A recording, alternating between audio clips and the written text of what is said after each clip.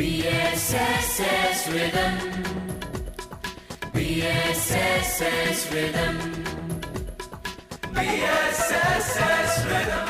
Hello नमस्ते, मेरा नाम है चार्ल्स और आज BSSS रिदम में मैं एक ऐसे हस्ती को लेकर आया हूँ जिन्होंने भोपाल को एक नया त्योहार दिया, एक ऐसा सेलिब्रेशन जो कि भोपाल वासियों के लिए कब इतना इम्पोर्टेंट हो गया कि पता ही नहीं चला। तो चलिए मिलते हैं करण कुकरेजा से। हाय Charles. Hello Karan.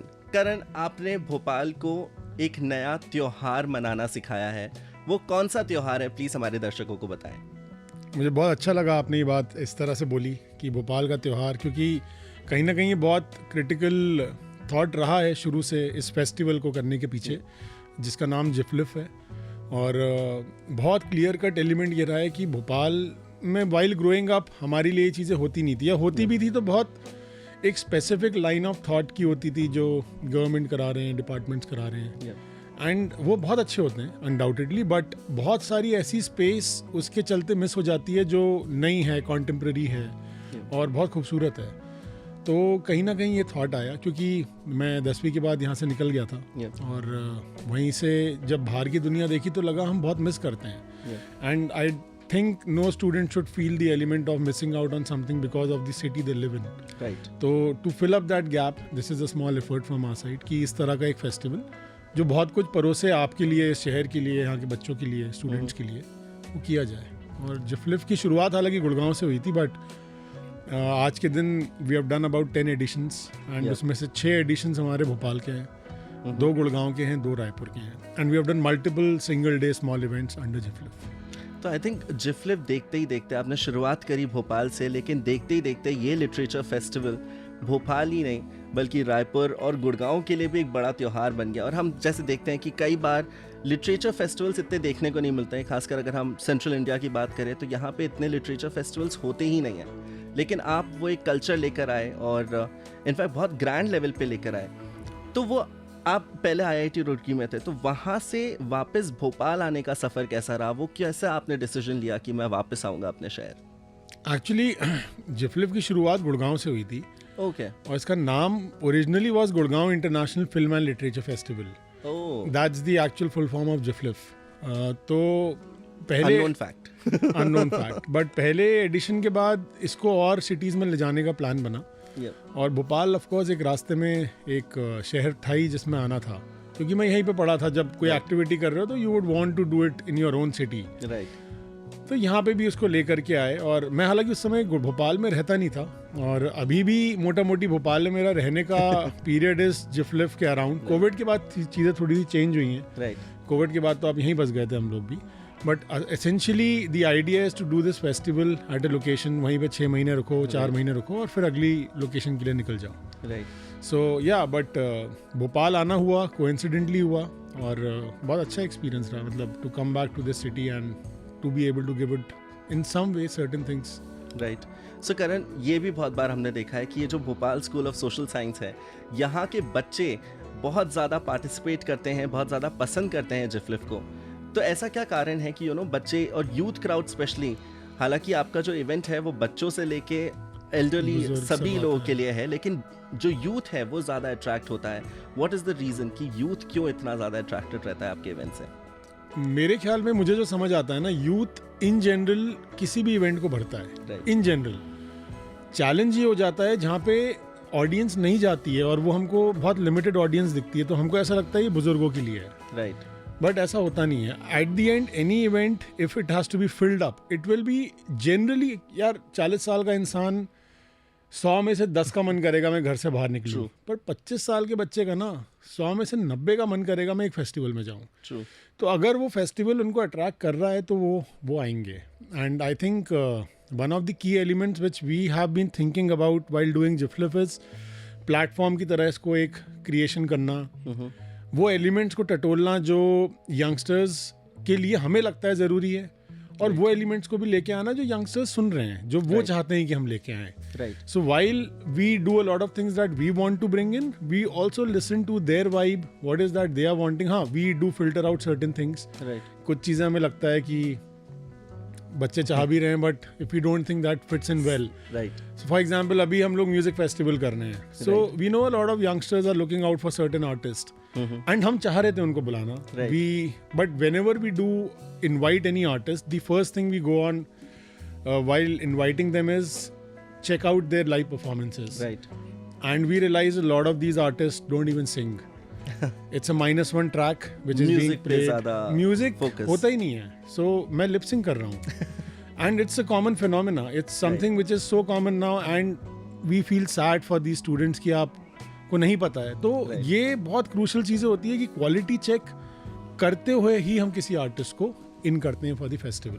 Right. So it took us time यार. अब आप देखो चार्ल्स 2016 में शुरू किया और 2023 है, तो लगभग 8-9 साल हो जाएंगे. मेरी काली दाढ़ी होती थी पहले एडिशन में, पूरी आधे ठुड्डी दाढ़ी सफ़ेद हो गई है. तो it took a lot of fair amount of time for people to come to terms with the idea of what we are doing. Right. While we always wanted big faces, we started focusing on new faces which were not known really but were brilliant with their art forms. Right. So I think ये चीज़ें धीरे धीरे लोगों ने notice करी हैं, and over a period of time it had its own journey जिफलिफ जो लोगों तक पहुंच पा रहा है. So I think that's the key element. अच्छा, बहुत सिमिलैरिटी है between GIFLIF and BSSS rhythm, because ये भी 2016 में चालू हुआ, जिफलिप भी 2016 में चालू हुआ. आपने बच्चों को लिटरेचर से प्यार करना सिखाया, हमने बच्चों को ऑनलाइन रेडियो पॉडकास्ट से इंट्रोड्यूस कराया. जहाँ पे आपने भी मल्टीलिंगुअल रखा, आपने भी फोकस किया कि हम एजुकेशनल कंटेंट पे जाएं, हमने भी वही फोकस किया. तो काफ़ी सिमिलैरिटीज़ हैं दोनों जगहों पे. लेकिन जैसे कि हम जानते हैं कि आपने लोगों को लिटरेचर से प्यार करना सिखाया एंड आपने एक इंडी म्यूज़िक की तरफ लोगों का रुख मोड़ा. लेकिन आपका रुख वहाँ पे कैसे गया? How did that happened for you? आपका इंटरेस्ट उसमें कैसे आया? म्यूज़िक में हमेशा से ही था. लिटरेचर में और फिल्म्स में एक नॉर्मल जो इंटरेस्ट होता है वो था. Right. But it started off originally with the concept that हम लोग गुड़गांव में जब शुरू किया था वाइट वॉल्स मीडिया को 2011 में, 2-3 साल हो गए थे हमें काम करते हुए, बट हमें कॉर्पोरेट फिल्म्स के काम मिल जाते थे बट इवेंट्स के काम नहीं मिलते थे. एंड एवरीवन वुड से कि तुमने तो अभी इवेंट इतनी करें उतनी करें. तो हमने कहा यार ऐसी तैसी अपना इवेंट ही खड़ा कर दो. फिर कौन क्या बोलेगा तुमने क्या किया और क्या नहीं किया है. राइट. ये कोर था. इस फेस्टिवल को खड़े करने का कोर था कि अपना कुछ करना है festival. Right. That becomes a product and then हम इवेंट्स में घुस जाएंगे. बट जिफलिफ होगा या क्या होगा ये अब हमने सोचना शुरू किया क्या करें. Right. तो हमने एक आध फिल्म फेस्टिवल लद्दाख में किया था किसी के लिए ऑर्गेनाइज. थोड़ा बहुत एक्सपीरियंस एक और फिल्म फेस्टिवल का जयपुर का था.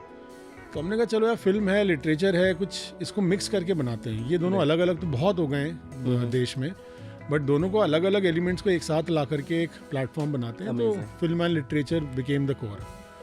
And then I still feel it's one of the few film and literature festivals in the world where both these elements have been merged in a very, very rational and I think it's very beautiful amalgamation of best of both worlds. Best of both worlds. And then इसी को करते हुए फिर music में घुसे. तो पहला concert जो जिफलिफ में हुआ था इंडी वाला, that was Piyush Mishra ji concert. तो he was launching his band Balli Maraan इन गुड़गांव. वो हमारे फेस्टिवल में ही हुआ था जिफलिफ में. तो वहाँ पे जब वो म्यूज़िक सुना तो मैंने कहा यार जोरदार. हम तो सुन रहे थे उस समय रेडियो वाले जो गाने बजते थे वही गाने फिर MP3 में अपन डाउनलोड करके सुन लिया करते थे. तो समझ आया यार वो गानों तो कुछ दम ही नहीं है. राइट. तो दुनिया तो अलग ये है. वो तो दुनिया I think it was instantaneous कि इसको तो इग्नोर किया जा सकता है. ये तो क्योंकि कुछ नहीं है तो ये गाने सुन रहे हो. बट जब ये गाने आ जाएंगे तो इनको तो आप तवज्जो ही नहीं दोगे. तो फिर उसके करने के बाद हमने सोचा कि यार और ऐसे बैंड्स ढूंढते हैं.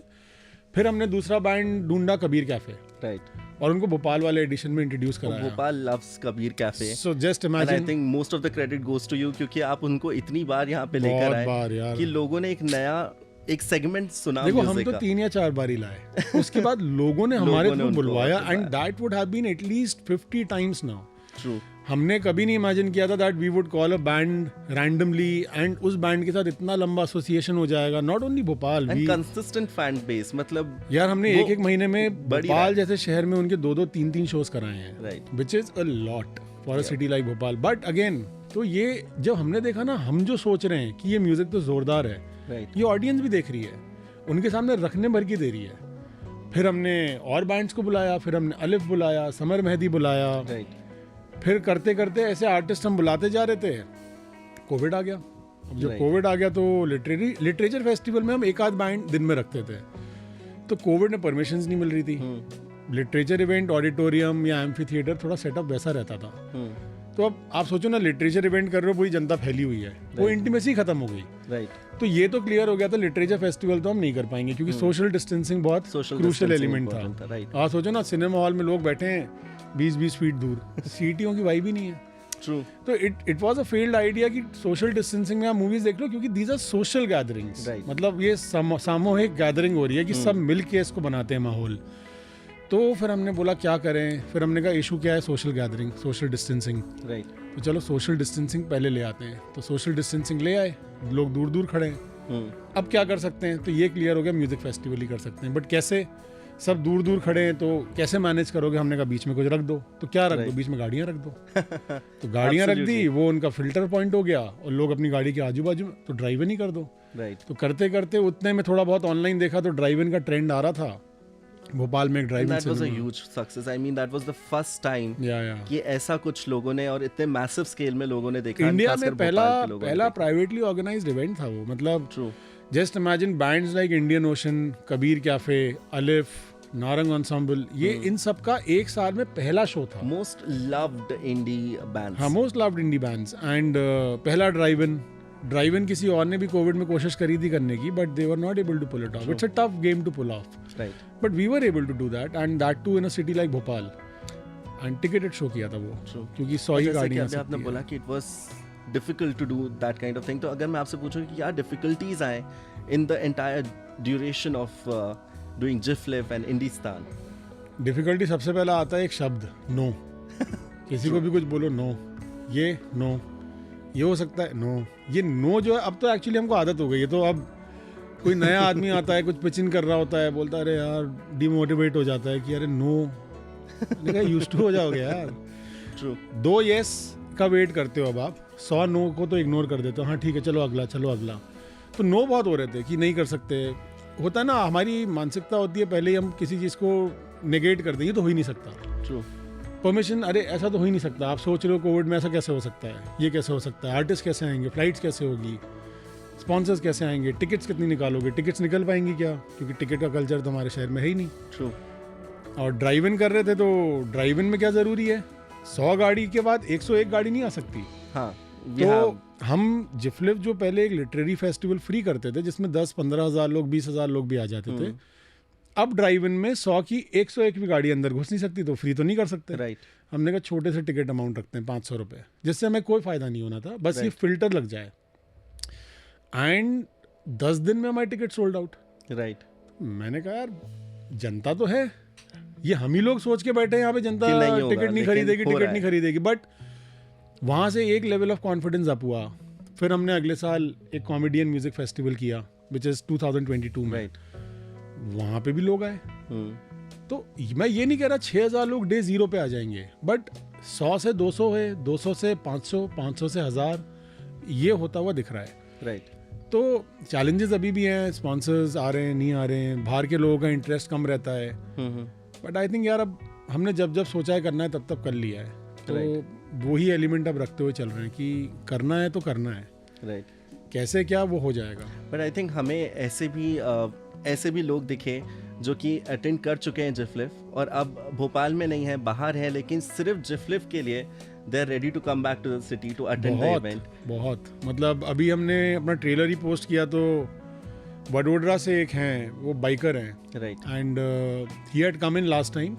हमको नहीं पता था, हमने तो जब पोस्टिंग किया अपना किसी फोटोग्राफ का, तो उनका कमेंट आया था कि I was there for this event and I am glad I rode all the way from Vadodara to Bhopal and it was worth the effort. Right, अभी हमने फिर जब अनाउंस किया तो उनका फिर मैसेज आया कि hi, I booked my ticket once again, will be riding again from Vadodara to Bhopal. Wow. So ऐसे बहुत सारे लोग हैं, मेरे जान पहचान के कई लोग हैं जो लास्ट ईयर, उनको मालूम पड़ा मैं फेस्टिवल कराता हूँ, दे गॉट इन टच, वो नोएडा, दिल्ली से थे, वो लोग आए, they are coming back again this year. Right, so जो एक दूसरा एलिमेंट था, जो हर कोई बोलता था इंदौर करो, भोपाल मत करो, इंदौर करेंगे, इंदौर हमारा ही स्टेट का शहर है, व्हाई नॉट, वहाँ भी करेंगे। ट्रू।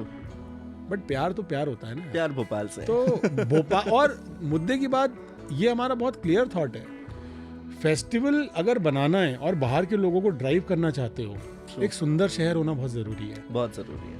मैं एक कमर्शियली एक्सप्लॉइटेड सिटी में एक फेस्टिवल करूँगा तो सिटी में बाहर वाले इंसान को वाइब अपने शहर की मिलेगी। ट्रू। भोपाल में पर जब वो बंदा बाहर से आएगा उसको भीमबेटका दिखेगा, ट्रू। सांची है कितने दूरी पे 45 मिनट, ट्रू। उसको वाइल्ड लाइफ सेंचुरी जाना है मड़ई चले जाए कितना दूर 3 घंटा, हिल स्टेशन जाना है भोपाल से 5 घंटा, काफी एक्सेसिबल हो जाता तो है। आपको सिर्फ 5 दिन की छुट्टी लेनी है अगर आप चाहो तो। और ये अभी नहीं होगा, ये ग्रेजुअली होगा। तो अभी हम लोगों को भोपाल से वाकिफ करा रहे हैं। मैं कह रहा हूँ 500-600 लोग भी अगर आ जाएं बहुत है। ये 500-600 लोग हमारे के लिए आगे मल्टीप्लिकेशन फैक्टर बनेंगे। But if there is a city which can become a city worthy of events, that's Bhopal. लोग कहते हैं कनेक्टिविटी नहीं है, ये नहीं है, वो नहीं है। पहाड़ों में कौन सी कनेक्टिविटी है? कौन सी फ्लाइट जाती है, कौन सी ट्रेन जाती है? फिर भी लोग जाते हैं। आप 8-8 घंटे ट्रैवल करके जाते हो। True. तो कुछ रीज़न है वहाँ का, वहाँ की वाइब है। आप यहाँ पे वो वाइब दो, लोग आएंगे। और कनेक्टिविटी शायद this becomes the reason why connectivity is enhanced. Right. But this is the city where events can be build. So अभी मेरा एक बहुत इंपॉर्टेंट सवाल है, जैसे मैंने पहले भी आपसे बोला था कि BSS के बच्चे काफ़ी पसंद करते हैं आपके जिफलिफ में आना, उसको अटेंड करना। तो आने वाले जो बच्चे हैं, जो नया जनरेशन है, जो कॉलेज में है, बैचलर्स कर रहे हैं, उनके लिए क्या स्कोप है व्हेन इट कम्स टू जिफलिफ और लिटरेचर फेस्टिवल? क्या उनके लिए भी कोई स्कोप खुलेगा आगे? Scope in terms of opportunity of jobs और एक्सपीरियंस, ऑफ कोर्स हाँ यार। Internship. So this is something which we also realized with time. तो वॉलंटियर्स आते थे Right. और अब एक बैच ऑफ वॉलंटियर्स बाहर चले गए। वो फर्स्ट ईयर में कोई जुड़ा, वो 4th ईयर तक जुड़ा रहा। True. और अब वो पुणे में चले गए, कोई एक्सेंचर है, कोई कहीं है, कोई बैंगलोर है। But one good thing is they still value that experience. And हमको ये बाद में रियलाइज हुआ जब वो बाहर गए और उन्होंने हमें बताया कि हमने तो अपना ये वाला एक्सपीरियंस शो किया। True. एंड इसके चलते हमको एक एक्स ब्रांड ने अपना कॉलेज एम्बेसडर बनाया। Yes. या इस सोसाइटी में हमको अपनी जॉब के अंदर मिला, या हमको इस जगह पे जॉब मिली क्योंकि हमने उनको ये एक्सपीरियंस दिखाया। तो देन वी रियलाइज्ड यार हम काम उनको सिखा के बहुत कुछ एक अनुभव देते हैं। तो अभी ये साल हमने इंटर्नशिप ओपन किया है and we got about 29 entries for internship. उसमें से 3 लोगों को हमने सेलेक्ट किया है। Amazing. So they will be working from ground zero. वो 1-1.5 महीना पूरा समझेंगे कि कैसे चर्निंग होती है, कैसे बिहाइंड द सीन काम होता है, क्या काम होता है, मार्केटिंग कैसे होती है, एग्जीक्यूशन कैसे होता है, स्पॉन्सर्स कैसे लाते हो, पिचिंग कैसे करते हो, वीडियोस कैसे बन रहे हैं, क्रिएटिव्स कैसे बन रहे हैं। तो उनके लिए तो वो 1-1.5 महीने का बहुत सॉलिड अनुभव हो गया। एब्सोल्युटली, मतलब वो लोग ने ओवरऑल सब कुछ देख लिया, सीखने को मिल गया। Maybe even if I don't do everything, I will be introduce to new things कि अच्छा ये भी एक चीज़ होती है। तो कल को ये जाएगा अपने ऑफिस में जाएगा तो मैनेजमेंट है, managerial things, you should know ये पॉइंट्स कवर करना है। तो उनको पता है। अब वो धीरे धीरे सीख के टीम बनाएंगे। वॉलंटियर्स बहुत आते हैं, वो तो हमेशा से ही आते हैं। तो that's going to be a 10-day experience for about 30-35 volunteers. तो हाँ, वो चीज़ करते हैं हम लोग। सो करण, हमने अभी तक पूरे जर्नी के बारे में बात कर लिया। जाते जाते एक आखिरी सवाल आपसे पूछना चाहूँगा कि अगर एक मैसेज आप हमारे कॉलेज के बच्चों को देना चाहें तो वो कौन सा मैसेज होगा? Because you have a great journey of yourself. तो एक मोटिवेशनल मैसेज जो आप हमारे स्टूडेंट्स को देना चाहें। I think the only one thing which I would like to work upon or focus on is the journey. Often I also get distracted and कई बार लगता है सही है, गलत है, क्या कर रहे हो, क्या नहीं कर रहे हो. But I think the best way to really enjoy a thing is keep doing it. True. That's it. I mean, that's the best way. Just keep doing it. And results, I think, they happen. Right. So हम उस coat के साथ खत्म कर सकते हैं कि कर्म किए जा, फल की चिंता नहीं, फल की चिंता देखो करो, मतलब मैं ये फल की चिंता भी करते रहो करो। बट हम लोग बहुत ज़्यादा फल की चिंता कर जाते हैं और कर्म, या मैं बोलूँगा जर्नी जो है वो बहुत इग्नोर हो जाती है कि मैं आज आपसे मिल रहा हूँ, आपसे बात कर रहा हूँ, सर बैठे हुए हैं। ये एक्सपीरियंस छोटे छोटे हैं जिनकी कीमत नहीं है, बट ये अनुभव है। एंड हम इन चीज़ों को हटा देते हैं, ये जर्नी का पार्ट है। तो जर्नी बहुत क्रूशल है। और of course focus on the karam and focus on the outputs and all those things are very crucial, but focus a lot on the journey also. True. नहीं तो फिर बोलोगे यार क्या उखाड़ा, 1 साल 2 साल दे दिए। बट ये छोटी छोटी खुशियाँ हैं, these are small treasures that you should really enjoy. Right. So on that note कि जर्नी के ऊपर फोकस होना चाहिए। Let us finish this interview and thank you so much Karan। Thank you so कि much आपने इतना time दिया हमें। Pleasure. And Thanks it for was a calling. pleasure to have you here। Thank you so much. Thank you so much। See you. BSS Rhythm, BSSS Rhythm. BSSS Rhythm.